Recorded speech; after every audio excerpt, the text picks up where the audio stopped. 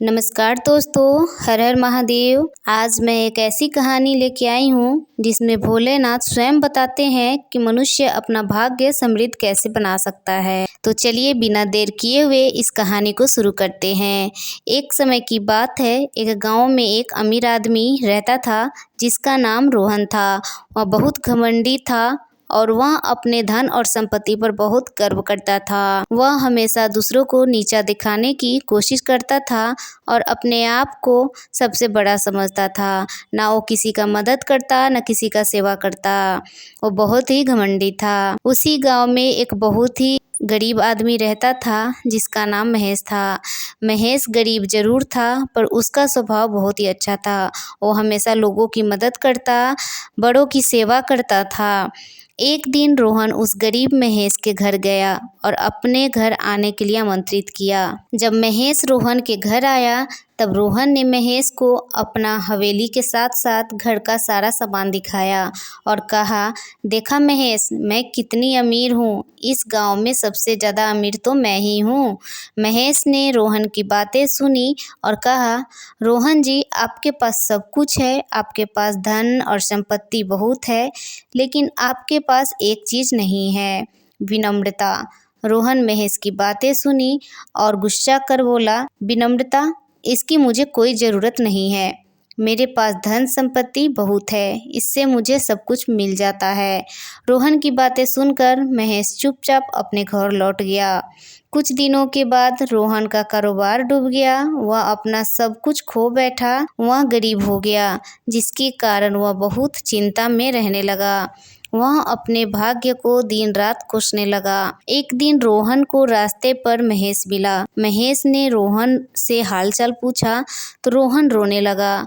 रोहन ने अपनी दुख भरी कहानी महेश को सुनाया। महेश रोहन की दुख सुनकर दुखी हो गया। रोहन कहने लगा, महेश जी, आप मेरी मदद कीजिए। मैं ऐसा क्या करूं कि मेरा भाग्य समृद्ध हो जाए। तब महेश ने कहा, तुम रोज भगवान भोलेनाथ का पूजा करो, उन्हें जल चढ़ाओ, उन्हें दूध अर्पित करो, तुम्हारे सब कष्ट वहीं हरेंगे। क्योंकि अभी सावन का पावन महीना चल रहा है। भगवान भोलेनाथ आपका दुख जरूर सुनेंगे, वहीं आपकी मदद कर सकते हैं। यह कहकर महेश वहां से चला गया। रोहन ने महेश के कहने अनुसार रोज शिव जी को जल चढ़ाने लगा।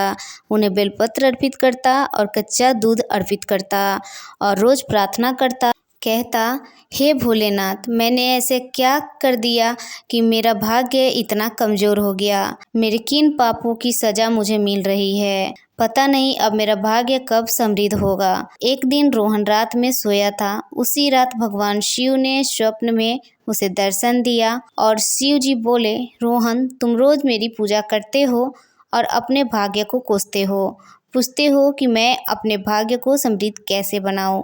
तो आज इसका जवाब मुझसे सुनो। अगर तुम अपने भाग्य को समृद्ध बनाना चाहते हो तो मेरी बात सुनो।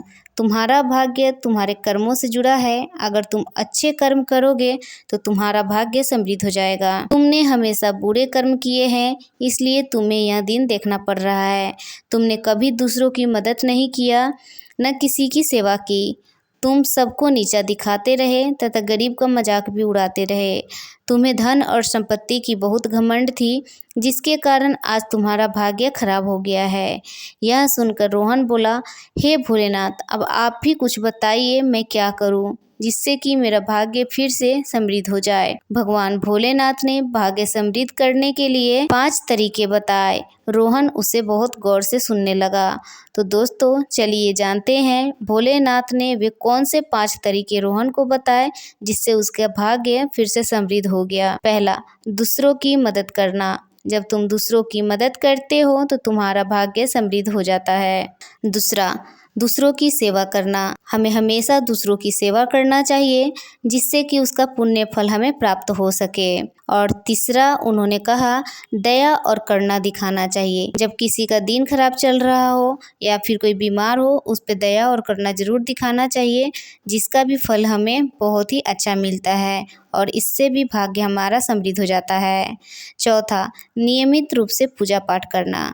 पूजा पाठ करना, रोज़ हमें पूजा पाठ करना चाहिए, भगवान को याद करना चाहिए, क्योंकि भगवान ही एक है जो हमारे दुखों का अंत करते हैं और हमें सुख प्रदान करते हैं। और 5वां, सत्य और न्याय के मार्ग पर चलना चाहिए।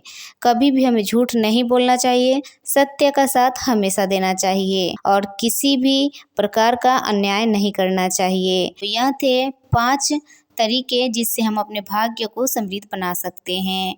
तो इस तरह भोलेनाथ ने 5 तरीके भाग्य समृद्ध करने के बताए और वो अदृश्य हो गए। तो दोस्तों, भोलेनाथ की बातें सुनकर रोहन का आँख खुल गया।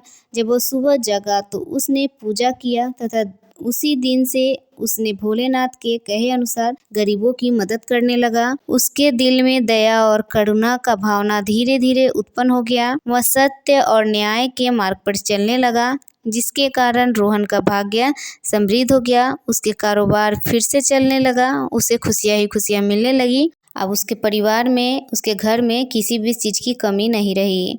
तो दोस्तों, हमें हमेशा अच्छे कर्म करना चाहिए। जब आप दूसरों की मदद करते हैं, उनकी सेवा करते हैं तथा सत्य बोलते हैं तो आपके भाग्य जरूर समृद्ध हो जाती है। तो दोस्तों, भोलेनाथ की इस कथा से आपने क्या सीखा, कमेंट करके ज़रूर बताइएगा और कमेंट में हर हर महादेव भी ज़रूर लिखिएगा। और अगर चैनल पर पहली बार आए हैं तो चैनल को सब्सक्राइब ज़रूर कर लीजिएगा और बेल आइकन को प्रेस करना ना भूलिएगा, ताकि मैं जो भी अगला वीडियो डालूँ आपके पास उसका नोटिफिकेशन जल्दी पहुंच जाए। भगवान भोलेनाथ और माता पार्वती की कृपा दृष्टि आपकी और आपके पूरे परिवार पे हमेशा बनी रहे, यही कामना करते हुए वीडियो को समाप्त करती हूँ। मिलती हूँ अगले वीडियो में, तब तक के लिए धन्यवाद। हर हर महादेव।